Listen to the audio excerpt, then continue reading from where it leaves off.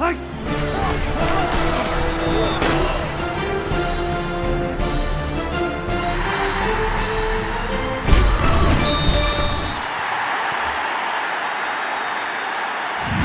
certainly hasn't been an easy week for Oklahoma State. Of course, the week started with the Cowboys finishing that crazy weather-delayed game at 3 a.m. on Sunday in Tulsa.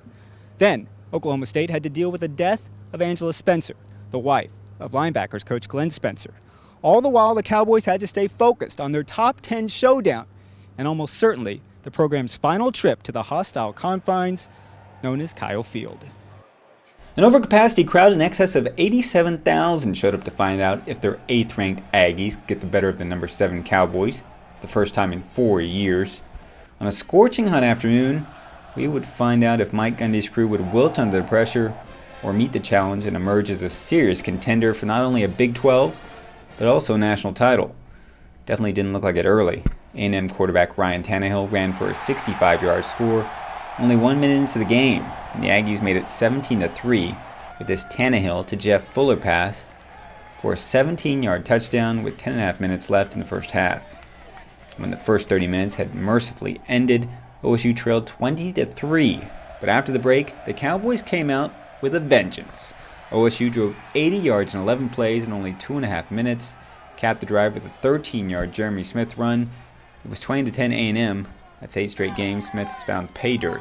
Less than 5 minutes later, OSU was knocking on the door again. This time it was Brandon Weeden to Justin Blackman. You've heard that before. From 11 yards out, Blackman, originally ruled out of bounds, the referee's review said otherwise. Suddenly it was 20-17 Texas A&M.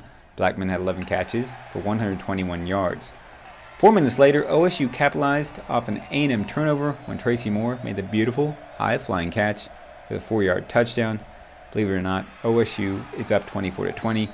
Weeden was 22 of 27 for 230 yards in the quarter, and the Cowboys were 5 for 5 on third down conversions in that quarter as well.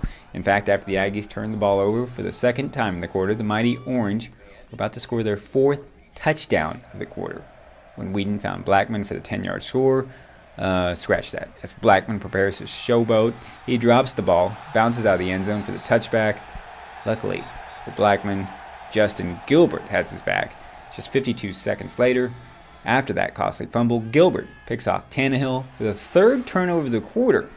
Gilbert had a big day with the interception, a fumble recovery, and 9 tackles. A long kickoff return for a touchdown called back on a penalty. The pick led to a 24-yard Quinn Sharp field goal, and Sharp added an 18-yard kick midway through the 4th to make it 30-20 Cowboys.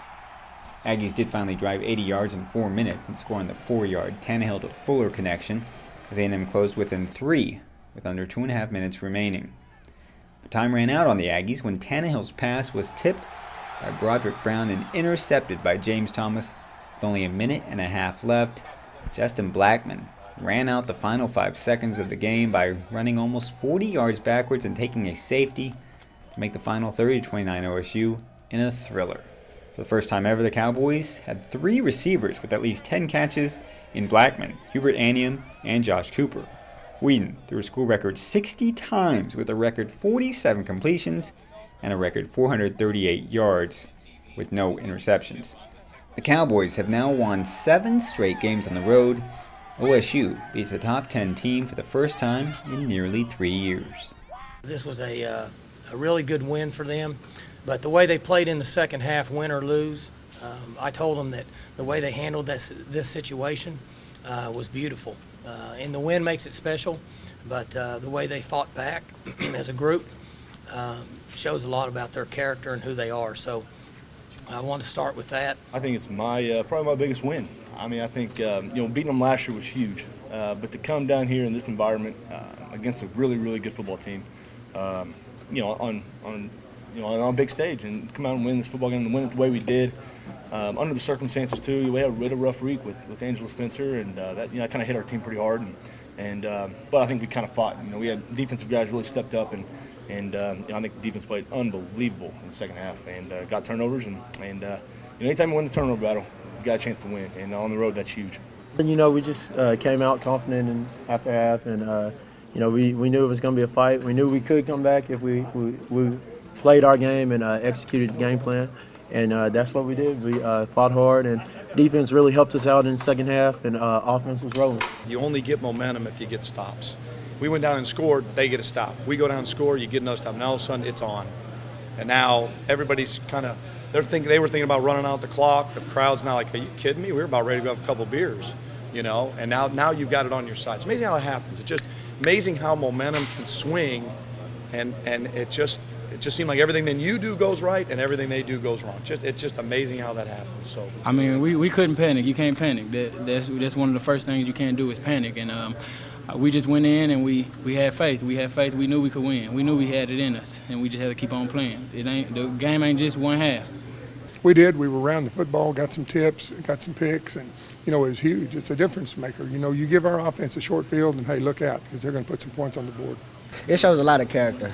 And, you know, we never got our heads down. We never got discouraged or anything like that. We persevered. You know, we was facing adversity, and, you know, great teams could, you know, make great comebacks like that. And that's one thing we did. We were a great team, and we made a great comeback. So in what is almost guaranteed to be the Cowboys' final trip to Kyle Field and its final game against Texas A&M, Oklahoma State gets a monumental win that should propel it into the top 5 teams in the nation.